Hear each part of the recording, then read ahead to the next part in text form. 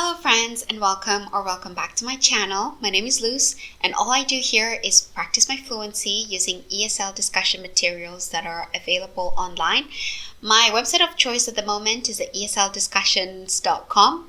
I go by alphabetical order, so today's letter was O and the topic that I chose was obesity.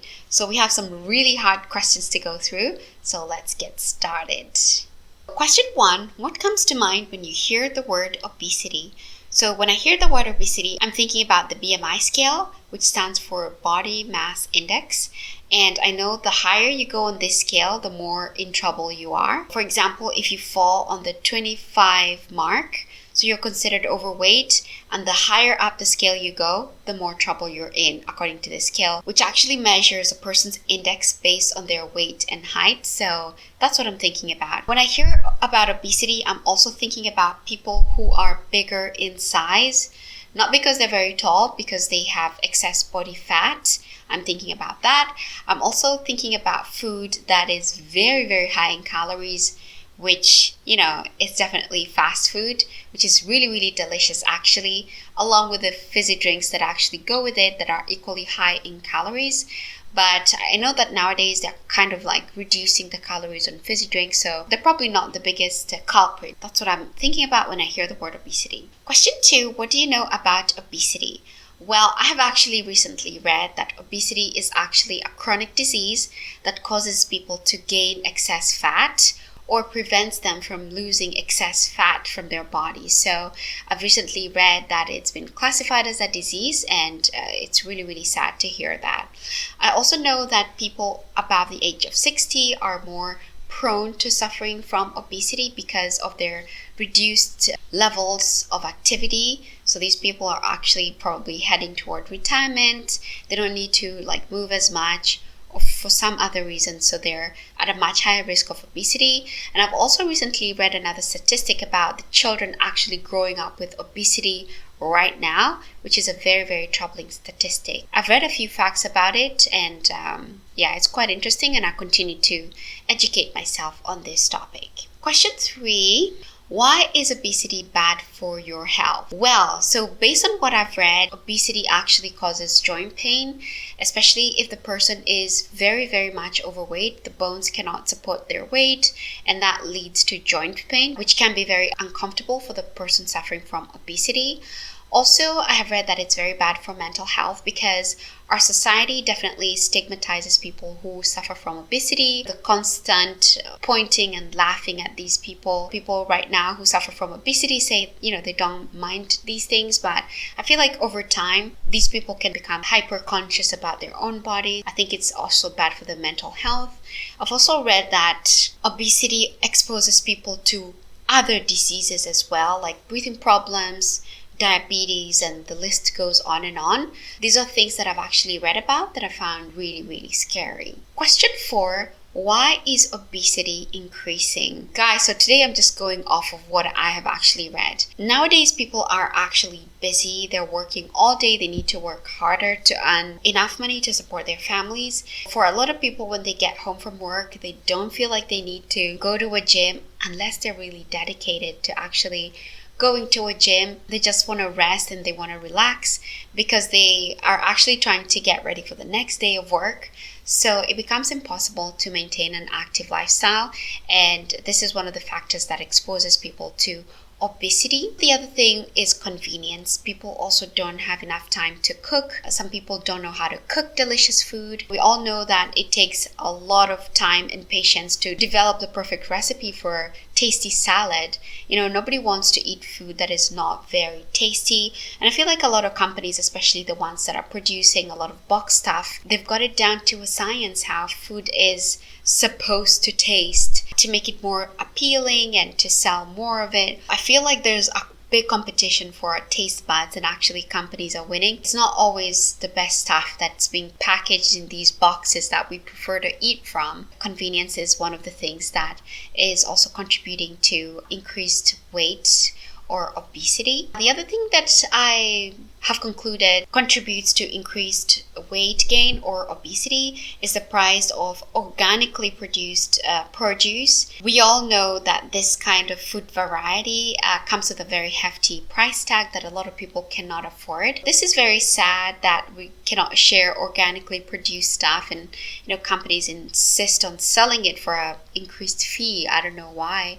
But nowadays, with decreasing incomes because of inflation and whatnot, I feel like not a lot of people can get access to these kinds of food products. I've also seen what goes on discounts at the store is actually boxed stuff, which you can actually take home. But when it comes to discounted produce, I feel like something is wrong with it. It's actually moldy or something. So even for the stores that actually want to do well and just put these items on discount, they're not able to because of the reduced shelf life of fresh produce. So I think it's a very complicated issue, and beyond the 3 points I've mentioned, I feel like there are a lot of other factors that actually lead to obesity or the rates of obesity increasing in our society nowadays. Question 5.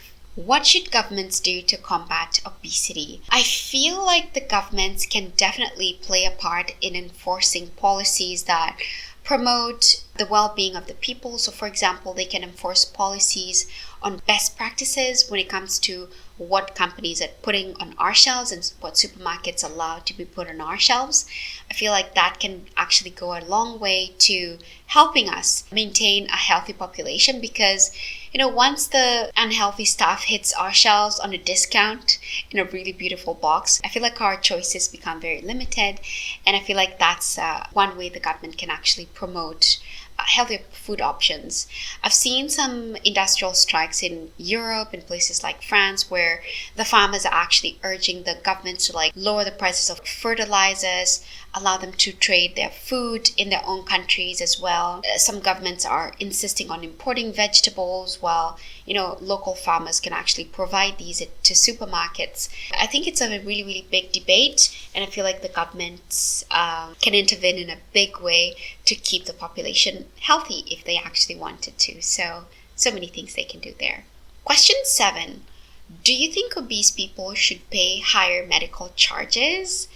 Not necessarily. I feel like obese people are still people, and I feel like they suffer from a lot of diseases which are not very unique. And as far as weight goes, I know that there are people who suffer from diabetes because someone had it in their family or something like that. So I don't feel like they should pay higher medical charges. Actually, I feel like they should pay reduced charges because obesity is kind of a new phenomenon in our society nowadays. And, working with patients of obesity, doctors can be able to kind of understand this problem much more in order to come up with solutions that can actually help us, and medical interventions that are safer for the population and cheaper as well. I'm not saying that they be used as lab rats, but because it's a new phenomenon in our society, I feel like they should pay the same amount or even lower to access medical care. So that's what I think. 6, 7, 8. Oh my goodness, which question am I in? 1, 2, 3, 4, 5, 6. I lost track. Question 7 or 8. Why don't parents do enough to stop their children from becoming obese? When children become obese, there's very little that parents can do.